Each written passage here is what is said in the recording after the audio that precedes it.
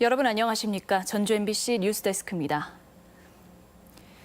도내 일부 시외버스 요금이 지난 40년간 과다하게 부과됐다는 보도 연이어 해드리고 있습니다. 승객들이 더 낸 요금이 100억 원대를 훌쩍 넘을 거란 추산인데 버스업계나 도청 교통당국 모두 책임 회피에만 급급합니다. 지금까진 실수였고 이제부터는 과다 요금을 시정하겠다며 그간 승객들의 손해에는 나몰라라식입니다. 이경희 기자가 보도합니다. 전주와 군산, 익산을 오가는 시외버스가 승객 1인당 최대 600원의 요금을 더 받아온 사실이 드러난 것은 지난해 10월쯤. 승객 수를 감안하면 많게는 연간 10억 원에 달하는 부당이득을 버스업계가 무려 40여 년간 누려왔습니다. 기분 나쁘죠, 엄청. 어떻게 이런 일이 가능했을까? 현행 시외버스 요금은 업계가 운행거리를 신청하고 전라북도가 그 거리에 따라 요금을 책정해 인가를 내줍니다. 그런데 40여 년 전 버스터미널이 옮겨지고 운행거리가 단축됐지만 업계는 재신고를 하지 않았고 전라북도 역시 단 한 번도 거리를 실측하거나 조사한 적이 없습니다. 44년 전 업계와 당시 도청이 잡아놓은 거리를 지금껏 의심 한 번 없이 사용해왔고 이는 수많은 승객들의 손해이자 버스업계의 부당이득으로 이어져 왔습니다. 전라북도는 터미널이 바뀐 게 너무 오래전이라 잘못은 인정하지만 실수였을 뿐이라는 입장입니다. 버스업계 역시 터미널이 이전했던 과거에 신고하지 않은 건 잘못이지만 지금껏 몰랐다며 책임을 피해가려 하고 있습니다. 3년 만에 올리고 7년 만에 올리고 그래요. 그러다 보니까 이제 그 올릴 때면 그 전에 있던 거리로 했고 도에서는 또 그걸 가지고 인가를 해주셨고. 하지만 인가를 내주는 도청이나 버스를 운행하는 회사 모두 단순 실수였는지는 의문이 많습니다. 새로운 길이 뚫리는 등 운행 노선이 바뀌는 경우도 있었지만 전라북도는 업계의 신고에만 의존했던 겁니다. 향후의 모든 도의 행정 행위에 대해서 시민들이 하나하나 전부 다 그거를 일일이 다 따져보고 해야 된다는 얘기인데 그런 건 도청이 무슨 필요가 있겠습니까? 버스업계에 대한 사후 조치도 내릴 수 없는 형편입니다. 전라북도가 일단 인가를 내주면 그 뒤 운행거리가 달라져도 업체들이 재신고할 의무 조항이 없기 때문에 이번에 드러난 거액의 부당 이득금에도 업체를 행정처분하기 곤란하다는 게 도의 입장입니다. 이 업체는 법적으로 우리한테 인가한 거리라고 해갖고 요금 이제 승인받은 요금이기 때문에 이제 뭐 자기들이 정당성을 이제 주장할 수 있겠죠. 수십 년간 부당이득이 이어지고 있던 도내 시외버스. 전라북도의 무능이었는지 아니면 알고도 모른 채 했는지 의문이 일고 있는 가운데 전라북도는 문제가 되고서야 뒤늦게 도내 시외버스 노선 전체에 대한 조사에 나섰습니다. MBC 뉴스 이경입니다. 시외버스 부당 요금에 대한 파문이 커지고 있는데요. 취재를 맡은 이경희 기자와 자세한 이야기 나눠보겠습니다.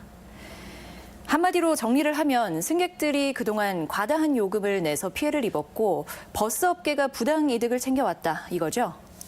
네, 그렇습니다. 시외버스 요금은 운행 거리에 따라 정해집니다. 그런데 전주에서 군산, 익산을 오가는 노선의 경우 1970년대에 터미널이 옮겨졌는데요. 네. 익산이나 군산으로 가까운 방향으로 이동을 했으니까 운행거리가 그만큼 짧아졌고 당연히 요금도 내렸어야 합니다. 전주터미널이 1973년에 옮겨졌으니까 무려 44년간 부당요금을 받아온 것이죠. 네, 1970년대면 정말 오래전 얘기잖아요. 네. 이 긴 세월 동안 승객들이 낸 부당요금이 수백억 원에 달한다는 추정도 있던데요. 네, 이들 노선은 소위 말해서 황금 노선으로 꼽힐 만큼 승객이 많습니다. 네. 지금 화면에서 보시는 것처럼 요금이 최대 600원 내렸는데 승객이 하루 평균 5,000명 안팎인 걸 감안을 해보면 버스업계가 연간 많게는 10억 원 상당의 부당이득을 받아온 것으로 유추해 볼 수 있습니다. 그렇게 40년을 넘게 받아왔으니까 현재 가치로 환산을 하면 수백억 원이라는 그런 추정도 가능한 거죠. 네, 조금 전 리포트에서도 나왔는데 버스 요금은 전라북도가 정한다는 얘기잖아요. 네. 그러면 이 긴 시간 동안 전라북도는 뭘 했나요? 버스업체와 전라북도 모두 몰랐다고 회피하고 있습니다. 네. 이를 풀어서 해석을 해보면 노선이 한번 정해지면 거리 측정은 다시 해보지 않는다는 말이 되는데 전라북도가 업체의 신고에만 의존해 수동적으로 업무를 하고 있다고도 볼 수 있습니다. 업계도 정말 모르고 있었는지 알고도 신고를 하지 않고 지금껏 지내온 것인지 의문이 있는 대목입니다. 네, 말씀하셨다시피 부당 이득금 규모가 상당한데요. 회수나 처벌에 대한 움직임은 없나요? 우선 업계가 부당이득을 받아오는 동안 한 번도 전수조사를 하지 않았다는 점에서 전라북도의 관리감독 책임이 분명하다고 볼 수 있겠습니다. 네. 그런데 좀 전에 보신 것처럼 규정이 없어서 처벌을 못하겠다 이렇게 말하고 있습니다. 파장과 후폭풍을 가능한 줄이려고 하는 모습입니다. 그렇지만 시민들 사이에선 잘못된 요금을 환수해야 한다는 목소리가 나오고 있습니다. 네. 다만 이런 경우는 피해자들이 직접 소송을 해야 받아낼 수 있어서 절차상의 어려움이 약간 있습니다. 업계와 행정의 잘못이 분명하고 누군가는 책임을 져야 할 큰 사안인 만큼 전라북도에 책임감 있는 사후 대책이 요구됩니다. 네, 이경희 기자 오늘 이야기 잘 들었습니다. 네, 5살 고준희 양 사건과 관련해 고양의 사망 경위가 명확히 드러나지 않고 있습니다. 전북경찰청은 구속된 고양의 친부로부터 평소 고양을 여러 차례 때렸다는 진술을 받아냈지만 폭행이 직접적인 사망의 원인이었는지는 명확하지 않아 추가 수사가 필요하다고 밝혔습니다.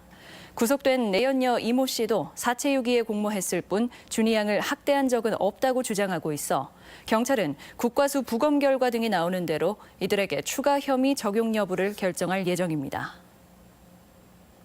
생태 환경이 개선되면서 전주천에 멸종위기종 살기 찾아왔습니다.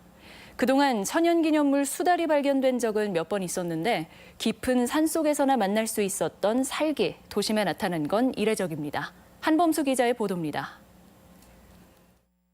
50cm 정도 되는 야생동물 한 마리가 냇가 돌무더기에 올라앉아 주위를 살핍니다.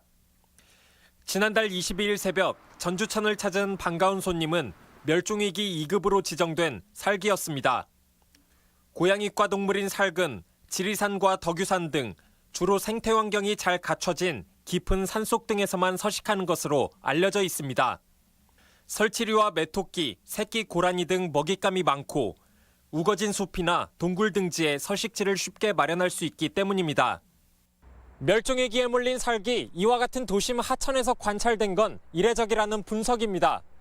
중금속이나 많은 도시 오염물질에 노출되어 있을 경우에 그런 동물을 먹으면 같이 삭도 몸에 섭취가 돼서 전문가들은 최근 들어 전주천 상류의 수질이 개선되고 천변 곳곳에 갈대숲이 조성되면서 살기 살아가기에 좋은 환경이 만들어졌다고 말합니다.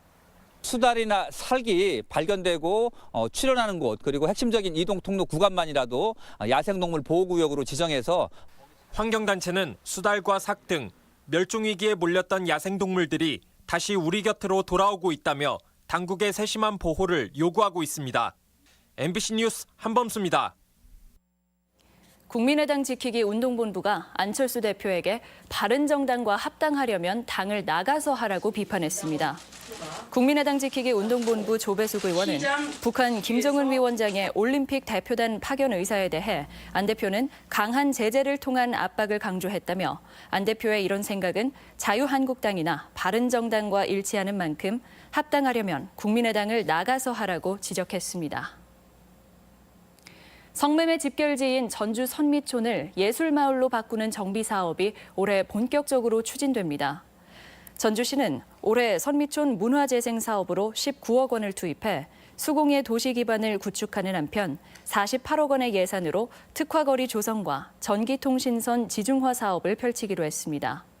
전주시는 특히 선미촌 문화재생 사업의 경우 공권력을 동원한 강제 철거 방식보다는 문화와 예술을 바탕으로 지역 기능을 전환시키는 기조를 유지한다는 방침입니다. 익산시청이 정부의 노후 공공건축물 개량 대상으로 선정됨에 따라 현 부지를 활용한 신청사 건립이 가능해졌습니다. 국토교통부는 노후 공공건축물 리뉴얼 선도사업 공모를 통해 47년이 경과된 익산시청을 대상 사업으로 선정했습니다. 익산시는 이에 따라 LH와 함께 현 청사 부지와 추가 부지 등 19,000여 평방미터에 250억 원의 사업비를 투입해 2020년까지 시청사와 주민 편의시설, 수익시설 등을 건립한다는 계획입니다. 정부가 발주한 하천 정비 사업에 농업 폐기물이 불법 매립됐다는 신고가 접수돼 지자체가 조사에 나섰습니다. 완주군은 지난달 26일부터 완주군 삼례읍 만경강변 2km 구간을 시굴해 비닐과 철골 구조물 등 농업 폐기물 일부가 매립돼 있었다는 사실을 확인했습니다. 해당 지역은 원예 농업단지가 있었던 곳으로 지난 2015년부터 익산 국토관리청의 주관하에 하천 정비 사업이 이뤄지고 있습니다. 고등학교 제자에게 불법 과외를 한 교사가 적발됐습니다. 전북교육청은 자신의 학교 제자에게 불법 과외를 해주고 교습비를 받은 모 고교 교사 A씨에 대해 해당 학교에 해임을 요구했다고 밝혔습니다. A씨는 지난해 4월 학생에게 과외를 해주고 300만 원을 받은 것으로 조사됐으며 교육청은 이 교사가 불법 과외를 부인하고 있는 만큼 경찰에 수사를 요청한다는 방침입니다. 전남 고흥 오리 농장에 조류 인플루엔자 AI가 또 발생해 방역 당국이 긴급 조치에 나섰습니다. 농식품부는 전남의 전 지역과 AI 발생 농장과 연관된 전국의 모든 농장에 대해 중지 명령을 내렸습니다. 전북권 뉴스였습니다.